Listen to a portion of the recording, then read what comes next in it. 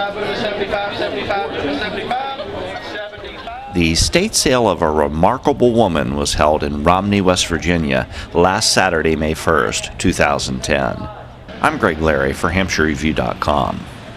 Thanks for taking a look at our very special video. We'll take a brief look at the remarkable life of Madeline Blue, go behind the scenes of an estate auction, including a tour and a look at an 1860 commission to the Virginia Militia of one Lieutenant John Blue, and we'll have an interview with an heir, great-grandson John Blue, as well as auction footage. Madeline Blue passed away in March of 2009. Although thought by many to be somewhere around 90, Miss Blue never talked about her age, so we will leave that to speculation as well. Madeline Blue was family to the historic figure John Blue, sometimes referred to as the Hanging Rock Rebel, a legend in this county for his exploits as a lieutenant for the Confederacy during the Civil War.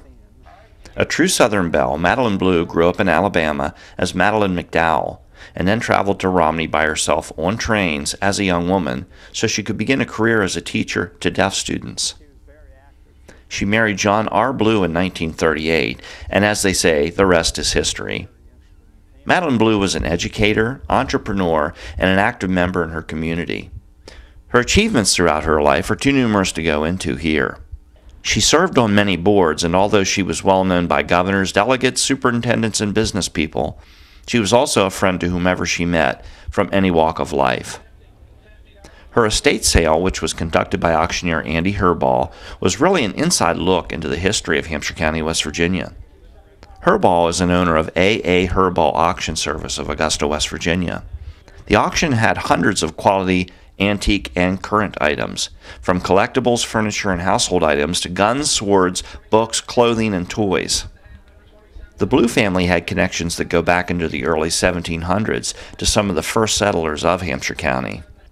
So many items had an historic connection. Herbaugh reported following the auction that over 600 people came to the event, with nearly 300 signing up for a bid ticket. He sold 792 lots referring to an item or a group of items. Herbaugh said that given that the sale was from 9 a.m. to 5 o'clock, he sold items at a rate of 99 per hour, or 1.65 items per minute. Assisting Herbaugh for the auction was apprentice Jeff Whitaker. Of particular interest were a cherry cupboard, a model 1890 turn-of-the-century Winchester rifle, and a child's Studebaker wagon. I was able to visit with Andy Herbaugh 2 days prior to the auction, and he took me through the home to see how things were going. He also shared with me a very unique item he came across while organizing for the auction. On behalf of the Blue family, I'd like to welcome you here to the Madeline Blue Estate. My name is Andy Herbaugh. I'm the owner and auctioneer of A.A. Herbaugh Auction Service in Augusta, West Virginia.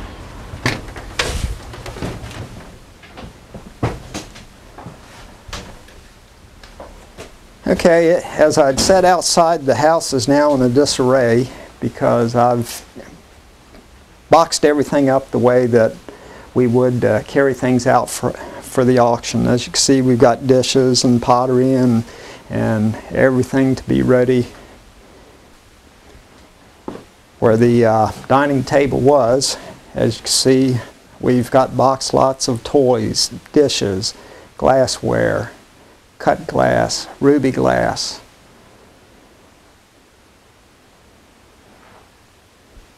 Jars of marbles and silver.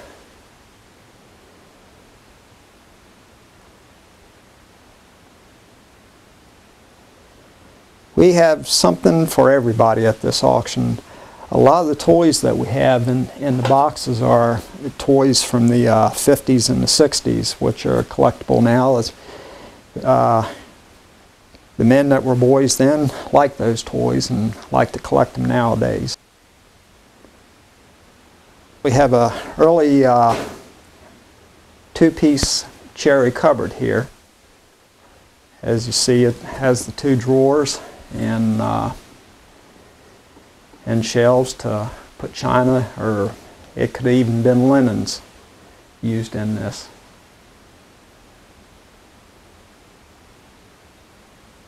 And here's a copper water kettle that fits in a cook stove. You take the eye out of the cook stove and drop that right down to heat up your water. mixture of silver and silver plate,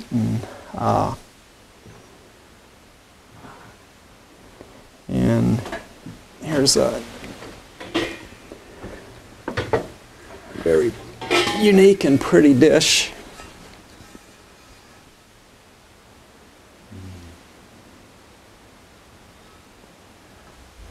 And here we have a Bank of Romney. It's what it appears to be a part of a calendar, either the back or the front cover, and it's a copyright of 1925. And you see the banks on there, local drugstores, local businesses, along with the map of the county.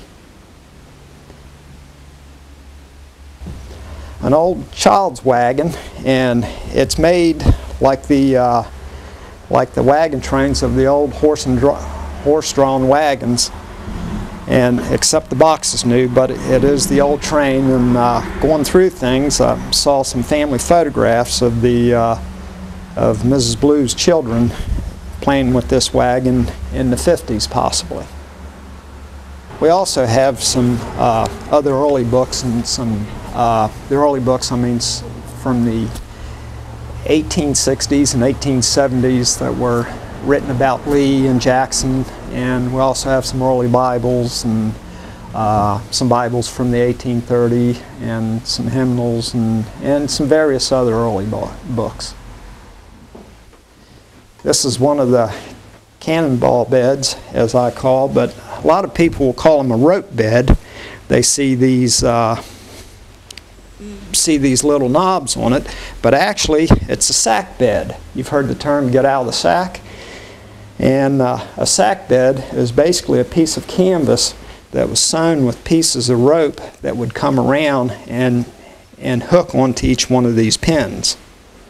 And then underneath is a trundle bed, so when you had a guest come over, you would pull out your spare bed. We have some more period furniture, a chest of drawers here, which is walnut with a burl front. And the construction of the drawers, which you can see dovetails on the sides of the drawers, and you can see the scribe marks from the makers and stuff, and you can see all the dovetails are very similar from that maker.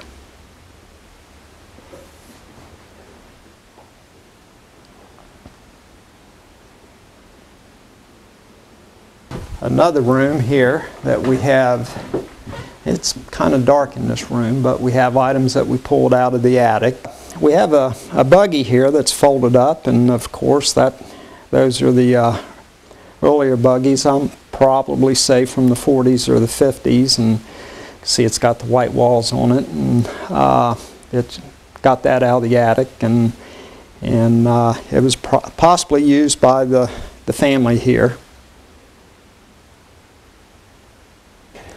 Here are two parts of an item I found in an attic. It's actually a oil lamp chandelier, and basically how it works, there's three others of the lamp holders, and it basically fits in like that, and then three others, and you see the four springs on it, and as it's hanging, a person would grab that knob there and pull down on it to pull the chandelier down so you could light the lamps or blow the lamps out, and then the springs would pull it back up.